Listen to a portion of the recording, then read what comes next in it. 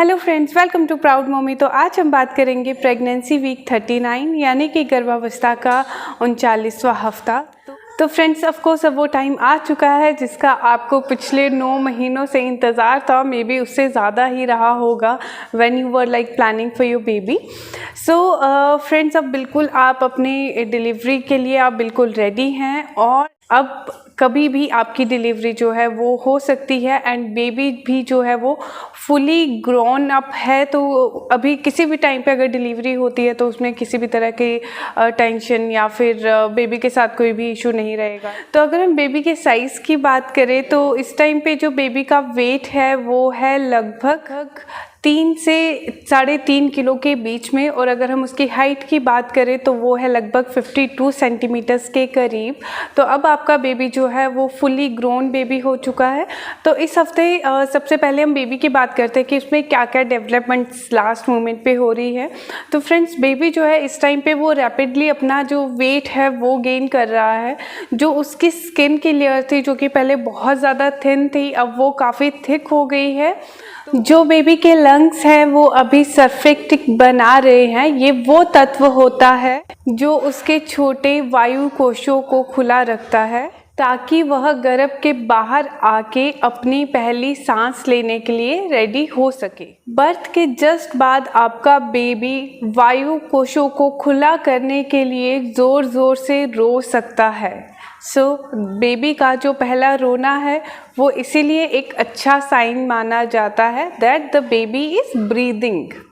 जब बेबी इस दुनिया में आके अपनी पहली कुछ सांसें लेते हैं तो वो बहुत जल्दी या बहुत धीमे भी सांसें ले सकते हैं। इवन वो 5 सेकंड्स तक का पॉज भी ले सकते हैं अपनी ब्रीदिंग के बीच में।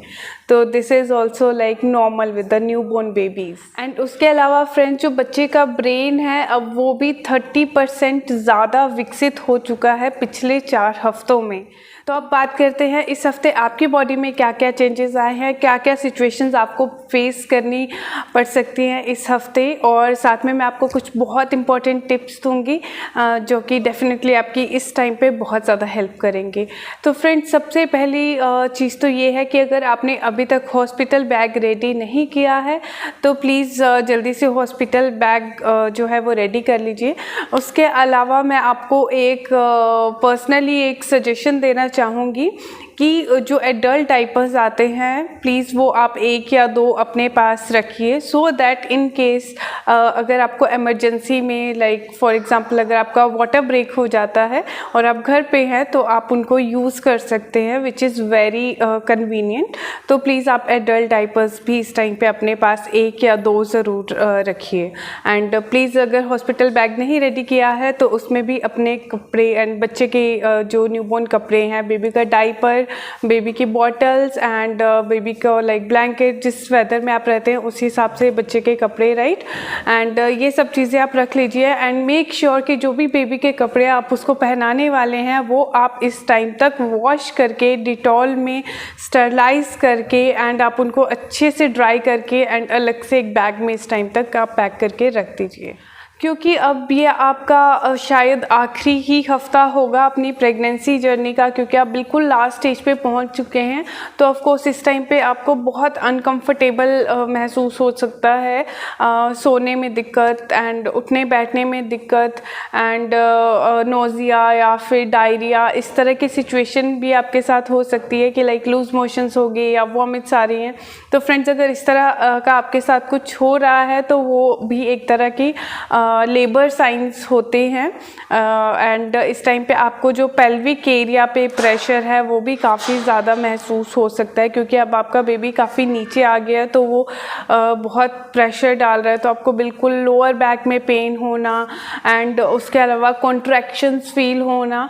तो अगर लाइक इस टाइम पे जो आपको ज़्यादातर कॉन्ट्रैक्शंस होंगे वो पेनलेस होंगे, लाइक आपका टमी एकदम से टाइट हो जाएगा एंड उसके बाद वो थोड़ा टाइम तक रहेगा रहेगा कुछ सेकेंड्स या कुछ मिनट तक, एंड उसके बाद वो फिर से नॉर्मल हो जाएगा।